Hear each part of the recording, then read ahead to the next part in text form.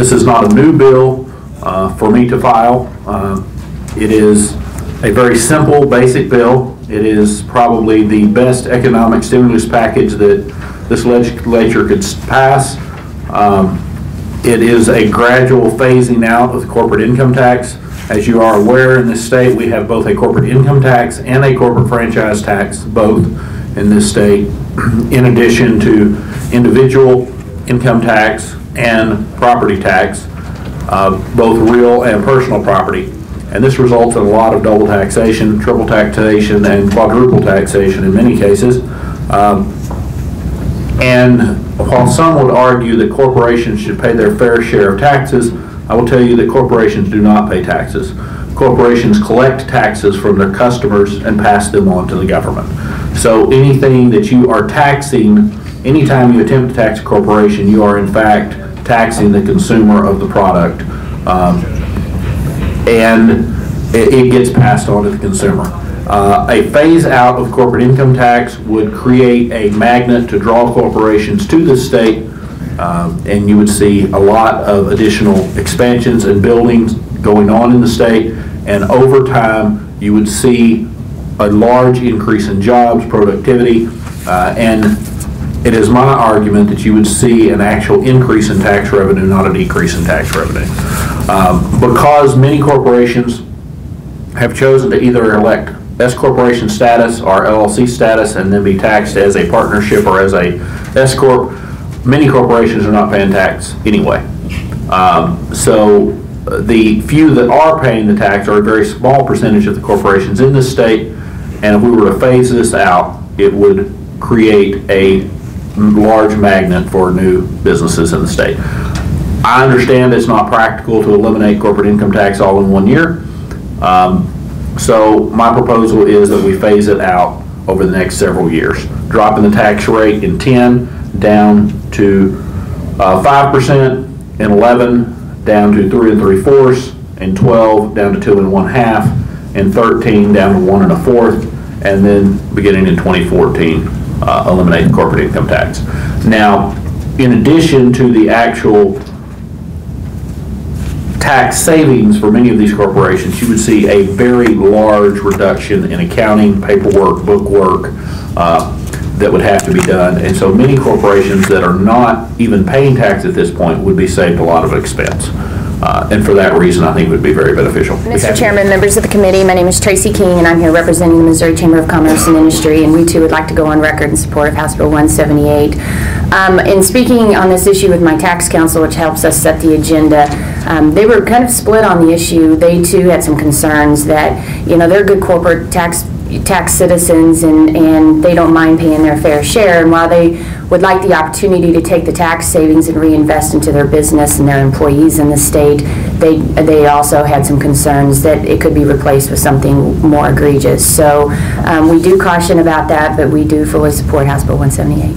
House Bill number 86 deals with corporate taxation. It's a little different than the last bill we heard on the eliminated corporate income tax. Actually, what this bill does is work to eliminate the corporate franchise tax on small businesses.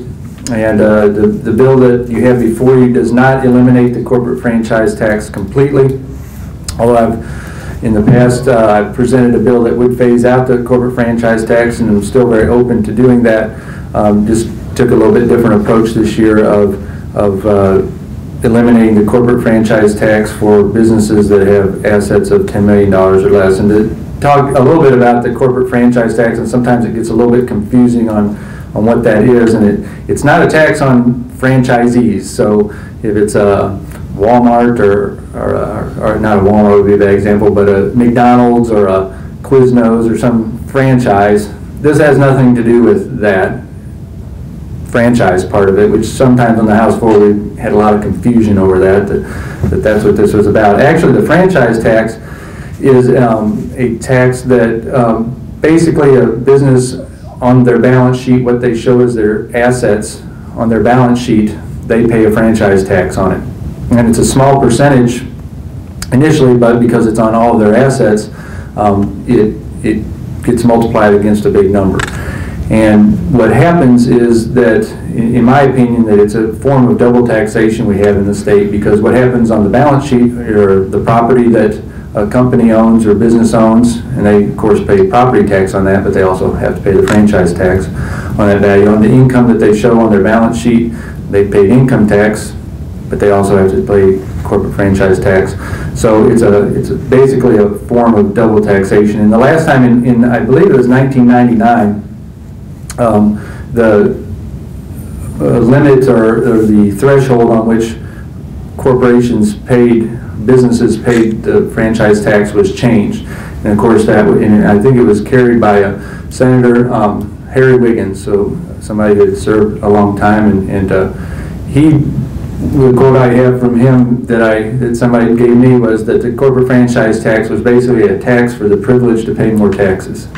And so as we go through trying to look at the tax system, this is one where I think that we should eliminate it. It's a complication. It raises the total revenue, according last year, was $84 million. That's for all of it. My bill has a fiscal note of about $12 million.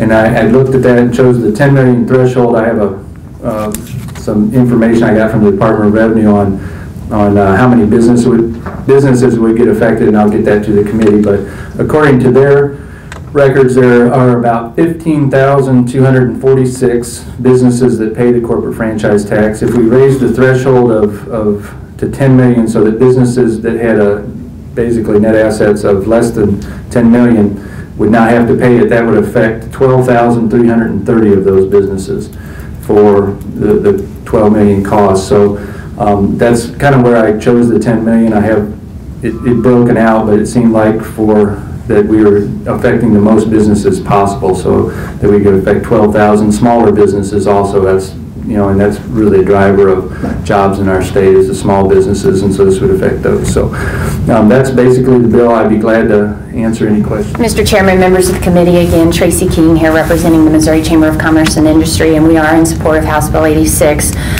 Just to answer a couple of questions, the franchise tax was implemented in 1917, and it was implemented before the corporate income tax. Now Missouri, a couple of years ago, Missouri was one of like 9 states who still had a franchise tax.